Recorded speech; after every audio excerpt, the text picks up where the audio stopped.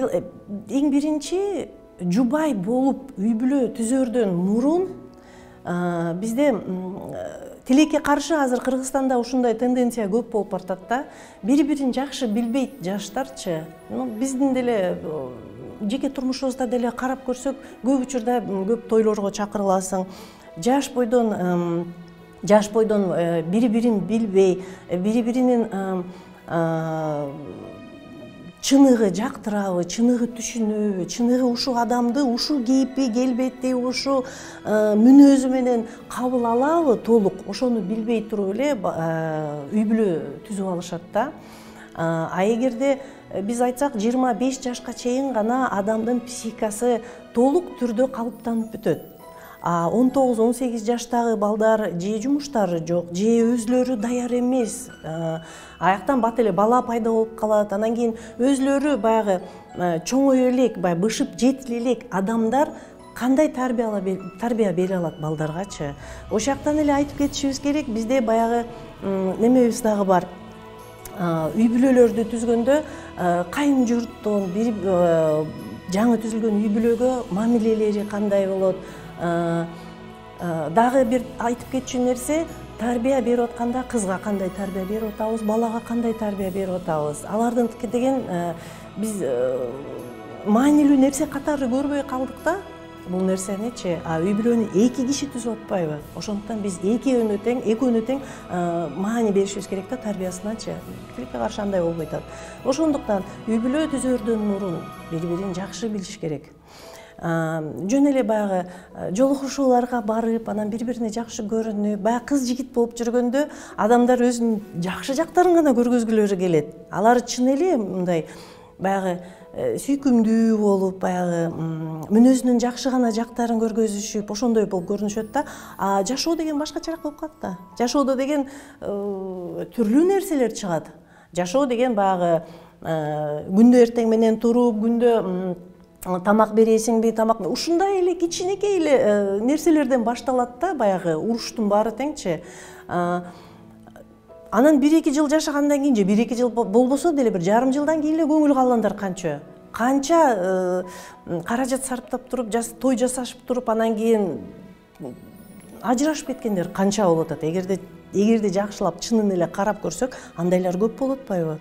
Консультацияга да ошондой кишилер көп келип атпайбы? Абдан эрте баш кошуп алышып, андан кийин эми чыныгы сүйгүм келди окшойт, бирок аяка да кете албайм, биякта да кала албайм. Анткени балдар бар, анткени баягы кайын журт, анан ар жак бери жак, жоро жолдоштор, анан баягы эл эмне дейт, ушунун баары тең кишини абдан басмырлайт да. Анан адам ошентип же бактылуу эмес, же бактысыз эмес, ошо орто жолдо эле калып калгандар абдан көп. Аябай көп. Баягы сыртынан баары тең баягы үй бүлөдө эле көрүнүп жүрө беришет да. Биз бирок эгерде уже үй бүлө түзүлдү,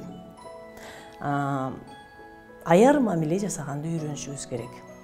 Түшүнгөндү үйрөнүшүбүз керек. Бизде деген кулак бар, тил бар. Көп үй бүлөдөгү көп конфликттерди жөн эле сүйлөшүп, бири-бирин угуп чечип койсо болот да. Анткени бизде эмнегедир ушундай болуп атат да, бири-бирибизди уккубуз келбейт. Бири-бирибизди басмырлагыбыз келет. Меники туура, меники чын. Мунун баары тең тарбиядан келип атпайбы? Жок, сеники туура болуш керек, сеники чын болуш керек. Эмнеге сеникин жасабайт экен? Бул деген ушу да тарбия деген. Сен дагы туура жерден сен дагы унчукпай калганды үйрөнгүнүң. Сен дагы сүйлөбөй туруп анын сөзүн укканды үйрөнгүнүң. Бизде андай жок болуп атпайбы? Бизде көп учурда конфронтация болуп кетет да. Бияктан бир конфликт чыкты, экинчи конфликт бүттү, ошо менен бири-бирибизди укмай жок, анан кийин ошентип үй бүлөнүн баары тең бузулуп атпайбы? Көп үй бүлө бузулгандан кийин аякта балдар бар. Балдар кандай чоңоюп атат? Ошонун баарын ойлонуш керек да. Ошондуктан эң биринчи чын эле мындай чыныгы сүйлөшкөндү, түшүнгөндү, бири-бириңерди укканды үйрөнүш керек. Сыйлоо дегенди үйрөнүш керек. Сыйлоону кантип булар жаңы үйлөнө калып эле үйрөнө калышпайт. Аны башынан биз ата-эне катары балдарды чоңойтуп атканда ошого үйрөтүшүбүз керек.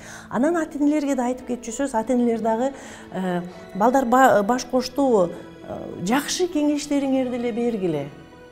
бүттү. Андан ары баягы өзүңөрдүн ичиңердеги болуп аткан өзүңөрдүн турмушуңарда баягы жасай албаган нерселерди балам аркылуу, кызым аркылуу жасайм деген көп ата энелерде ошондой болот. Ошондойду токтотуш керек да. Ар бир адам ойлонуп көрүш керек. Мен чындыгында эмнени каалап атам, мен эмнени айткым келип атат. Ошол учурда биз өзүбүздү жакшылап билип ойлонуп, менин каалоом чындыгында эмне болуп атат дегенде, андан кийин анан баягы башка бирөөнү биле баштайбыз да. Өзүн билген, өзүн адекваттуу мындай баалаган адам башка кишиге дагы ошондой баалаган боло алат да.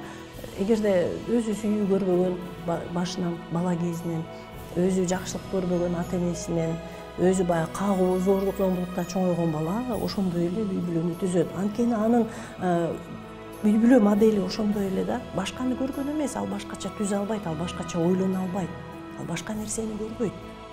Ошондуктан биз үйрөтүшүбүз керек.